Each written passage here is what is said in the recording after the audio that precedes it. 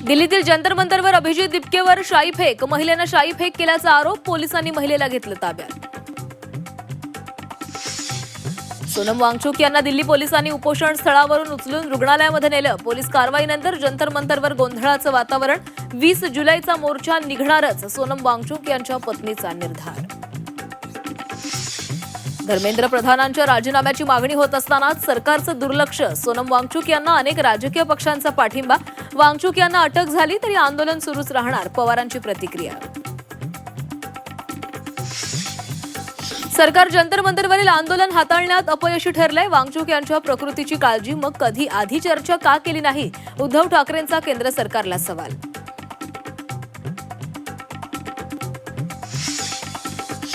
मनसे नेते अमित ठाकरे जंतर मंतरवर वांगचुक यांना आंदोलनातून उचलणं हे लोकशाहीसाठी घातक. अमित ठाकरेंचा हल्लाबोल, ही कुठली दडपशाही, अमित ठाकरेंचा सवाल.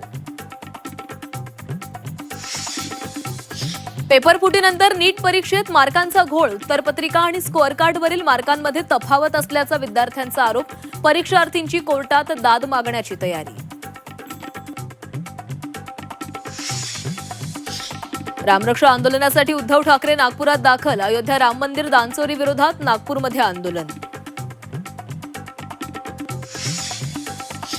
ठाकरेंच्या शिवसेनेला आंदोलनाचं टायमिंग साधता येत नाही. रामरक्षा आंदोलनावर मंत्री संजय शिरसाट यांची टीका. चुकीच्या सल्ल्यांमुळे आंदोलन फसत असल्याचंही विधान. महाराष्ट्राच्या राजकारणात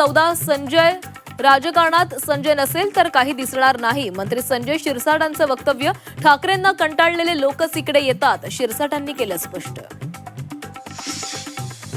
निधी सर्व विभागाचा गेला, मात्र बदनाम मी झालो. लाडकीच्या निधीवर मंत्री संजय शिरसाट यांचं वक्तव्य. तर 2 वर्षात निधीची कमतरता, भविष्यात होणार नाही, शिरसाटांनी केलं स्पष्ट. सोलापूरला पाणीपुरवठा करणारी उजनीची पाईपलाईन फुटली. टेंभुर्णीजवळ पाण्याचे उंच फवारे, लाखो लिटर पाण्याची नासाडी. सलमान खान नंतर आता आमिर खान देखील बिश्नोई गँगच्या रडारवर. अभिनेता आमिर खानला बिश्नोई गँगची धमकी. आमिर लव्ह जिहादला प्रोत्साहन देत असल्याचा आरोप.